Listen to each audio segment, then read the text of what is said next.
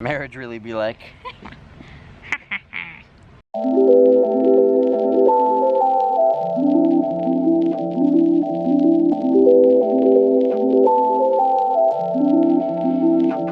What's up guys? Welcome back to my channel. Today I'm joined here with Husband, Sir Wade. And today we are doing a marriage Q&A. If you guys are new here, we got married how long ago? Like two plus months a little ago. bit over 2 months ago. Things have been pretty good. So we thought we would do a fun little Q&A. So we asked you guys on Twitter and on Instagram to send in questions and we're gonna answer them. Also, if I look weird, it's because it's really, really bright outside. You can wear my sunglasses. Here. Am I gonna look stylish? Maybe.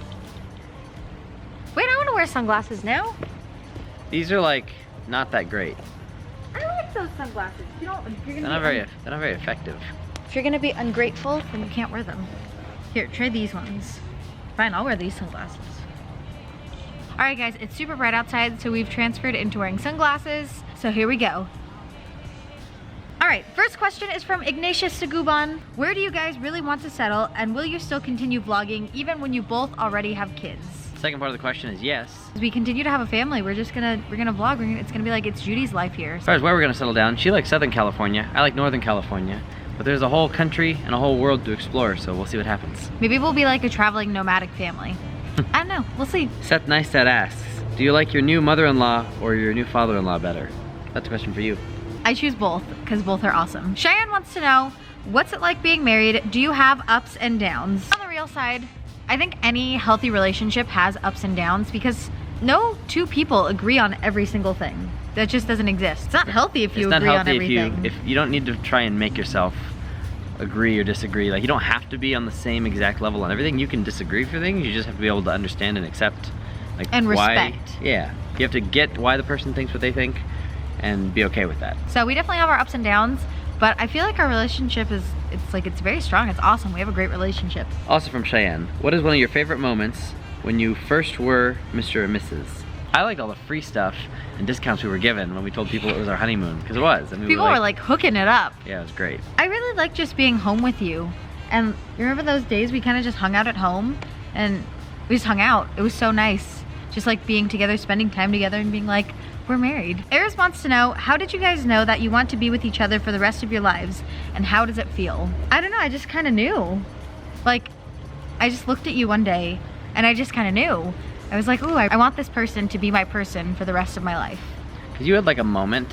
I didn't have like a moment that I knew. I was just like, after like a certain point, I was just like, yeah, this is it. I think that's a big part of it. Like, you have to know who you are first. Definitely. Like, I knew exactly like who I am and what I want to be doing, and she just kind of fit perfectly to that. And I was just like, oh, the perfect like... compliment. Yeah. We really complemented each other so much. Mm-hmm. From Karina, when you start a family, are you going to raise your kids with Filipino traditions? Something we actually did talk about was when we went to the Philippines, Wade really liked the ate kuya thing.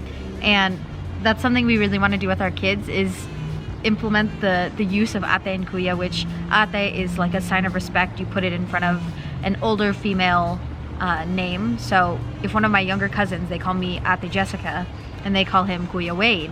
So that's something we want to teach our children. I think it's a really like nice nod to my culture, and it also teaches respect. Maria wants to know, what is the hardest part when planning a wedding? Logistically, like when you're trying to figure all the things out, okay, it's the fact that like you can't do hardly anything until you've secured 2 or 3 things that all rely on each other. It's like, you want to pick the venue? You need to know the date, but you need to know the date based on the venue, based on what kind of food there is, what your budget is. Like, there's a lot of factors that all have to kind of come together at the same time to make like 5 decisions all in once. Yeah. And until that happens, you can't do anything else. I think another hard part for me was just the fact that like people don't RSVP and you gotta be on them. You'd be like, hey, are you coming to my wedding? Hey, are you coming to my wedding? You didn't RSVP yet. And like people don't reply, and it's like you gotta figure out how much food you're gonna have. You have to figure out like seating charts. And if people don't let you know if they're even coming, it's just a disaster. I don't know. Winter Bod, what a great name. Has your guys' dynamic changed now that you are married and presumably living together?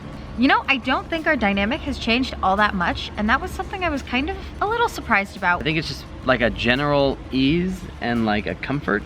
Not that like we didn't have that before, but I think there's this invisible pressure an expectation that you have before you get married that you don't even know is there, because I never even considered that being there, but like now that we're married, I feel like that there may have been that I didn't even know about, because now there's nothing. Angie asks, what do you guys argue about? I got married at 18 and it's kind of hard. It is kind of hard. That is kind of hard. One of the number one things we argue about is we each like to do certain things a certain way.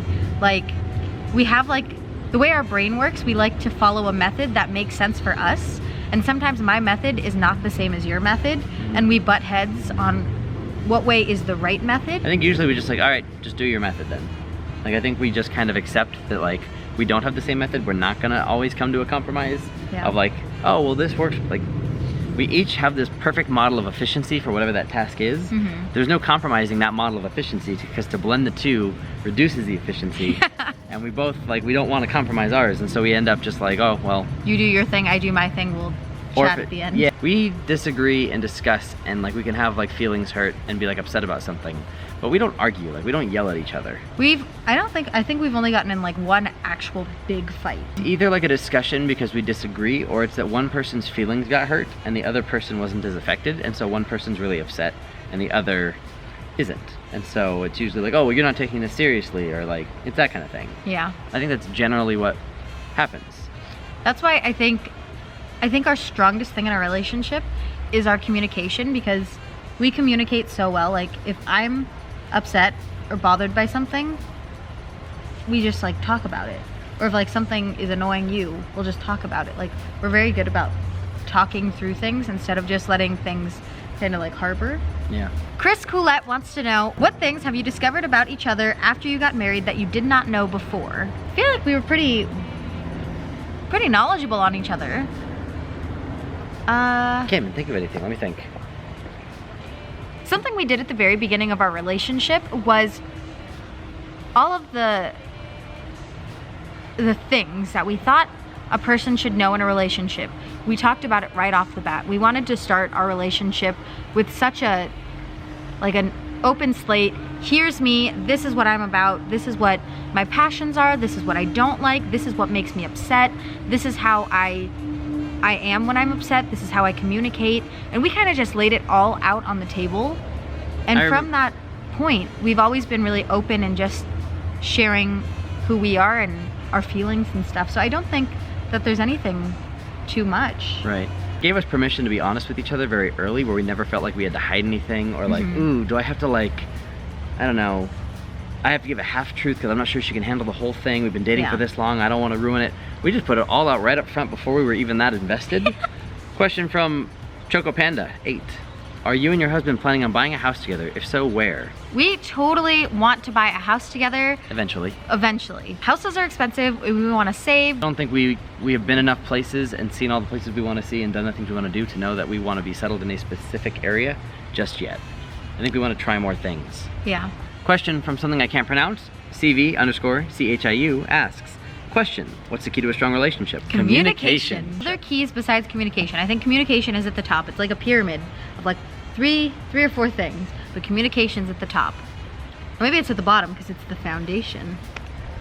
Trust is a big one. Like, you have to be honest, and we talked about that as well. I think you kind of have to have a same either kind of place in life. You have to be kind of at the same spot in life, because if I was just thinking the same thing, how to word it. Really? Yeah. Because like, if you were already out in the working world and I was still in college, you wouldn't be in the same headspace of understanding my problems anymore. I can talk at length about this thing because I've dealt with that. Like, yeah, like you have to be in the same like maturity, mental like headspace. There's a lot of places you have to kind of be in the same like zone of. Yeah. But a big one is like, you have to be able to understand each other's problems and goals and passions and like all that kind of stuff. Because if you do have somebody in college and somebody in the working world, it can work if they're like, you know, blended or similar, or like one person just got out of school or like started in school, or like it can work. It can work.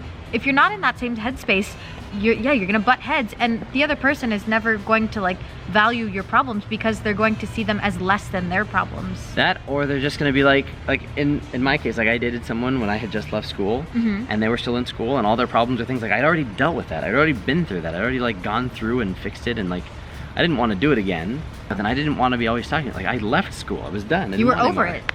But then, like, I couldn't get any help with my stuff because the person wasn't there yet, so it wasn't a good two-way thing. Yeah.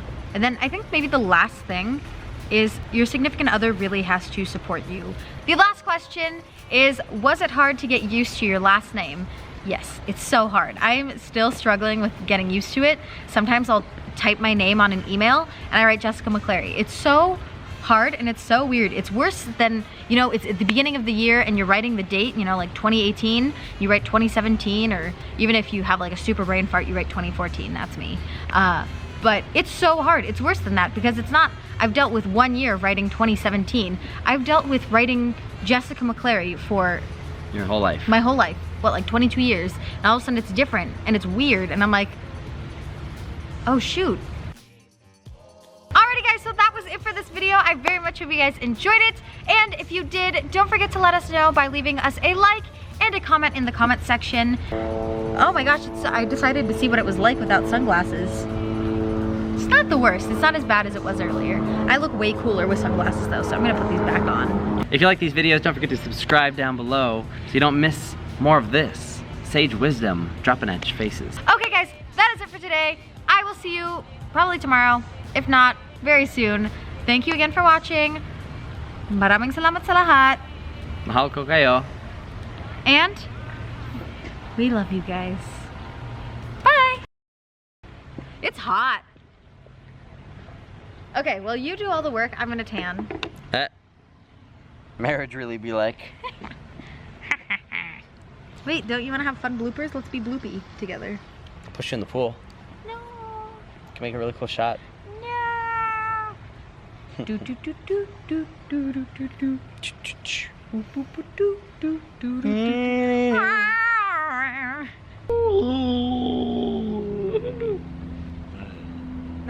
Ew. I can take you on a trip.